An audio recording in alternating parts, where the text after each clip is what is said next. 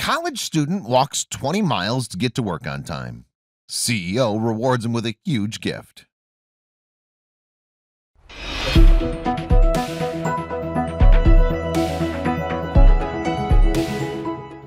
An Alabama man walked 20 miles to work so he wouldn't disappoint his new boss.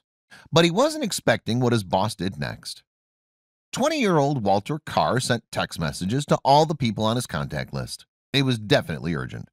The college student's car had broken down and he needed some wheels right away. Carr had worked in fast food restaurants in the past, but this new job of his offered more money, which he desperately needed. But life threw a wrench at him when he least expected it. He was going to start his job as a mover the following morning, but the home he had to drive to was located in Birmingham, Alabama. That was 20 miles from his apartment. What was he to do? He had to get there somehow. His friends were no help. None of them could drive him to work. But this was going to be his first day with the moving company. He couldn't just not show up, as he was looking forward to working with the company. In an interview with the Washington Post, Carr shared his desperation. "I sat there and I thought, how can I get to my job? What streets would I walk through? How long would this take me to get there?" But Carr realized there was only one way to fix the issue. After giving it some careful consideration, Carr was only able to come up with one solution. He would walk to his destination. But he needed to figure out how to get there, and worst of all, he needed to figure out how to get there on time. After all, he had a long way to go. He plotted the route using an online web mapping service and estimated it would take 8 hours to walk from his apartment in Homewood to the house in Pelham. But as a former cross-country runner, Carr felt he could do it in less time. Carr was never the kind of guy who relied on others. He even told the Washington Post, "I've always been that person who figured things out on my own. I went out walking."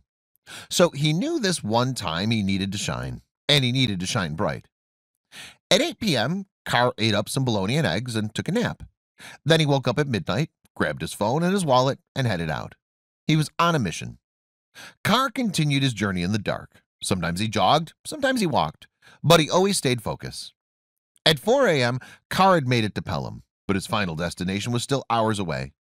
He decided to walk to the highway ramp, which would be more direct, but he was burned out. Carr walked 20 miles, but first he took a breather in a bank parking lot. Then a police officer named Mark Knighton asked him if he was okay, and Carr told him what he was up to. Officer Knighton offered to drive Carr somewhere where he could just get something to eat, but Carr explained to the officer, "I just paid my rent, I have no cash on me at all." Knighton offered to pay for the meal, and Carr said yes. They headed to Whataburger with a couple of other cops. Carr had a chicken biscuit, but the officers insisted that he order himself another biscuit. Afterwards, Knighton drove Carr a couple of miles closer to his job, but he had to leave him at a church because the officer's shift was over. The officer promised that another cop would pass by and check on him.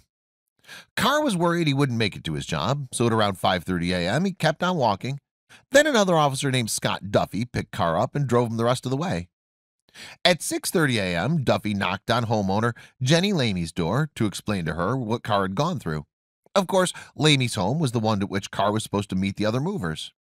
Lamey told the Washington Post, "The officer told me, I've got this nice kid in my car. He's a great kid. He's been walking all night to get to your house." Lamey was practically in tears. Lamey offered Carr some food and a place to nap, but he just wanted to start working. As soon as the two other movers arrived, they started to help Lamey's family move to their new home. Lamey admired Carr's endless amount of energy. He even took some time to play basketball with Lamey's boys, ages 11, 13, and 16. Lamey said, "I can't imagine what kept him going." Lamey hopes that her family and Carr will be able to establish a long friendship. He told her that his determination to achieve the impossible was an example of the way he was raised. But there was something in store for Carr, and he had zero idea about what was coming.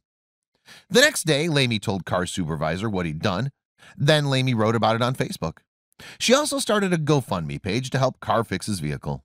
The goal was $2,000, but they ended up raising a whopping $91,849. The moving company's chief executive, Luke Marklin, called Carr to express his gratitude. They met at a coffee shop a few days later, but Carr had to walk 20 minutes to get there, and he had no idea what awaited him as he was about to get the shock of his life. Marklin gave Carr his 2014 Ford Escape, which he felt would be better put to use in his employees' hands. Marklin had set a high bar for folks working at the company, but Carr went above and beyond, and he deserved the recognition. The Alabama man walked 20 miles to ensure his first day on the job wasn't his last. But he had no idea that his experience would teach others that a can-do attitude would help you achieve anything you desire. Even then, Carr had been featured on CNN, Fox News, BBC, NBC, and many other news outlets. Now he's even received scholarship offers. You can bet you'll see great things from this committed and brilliant young man.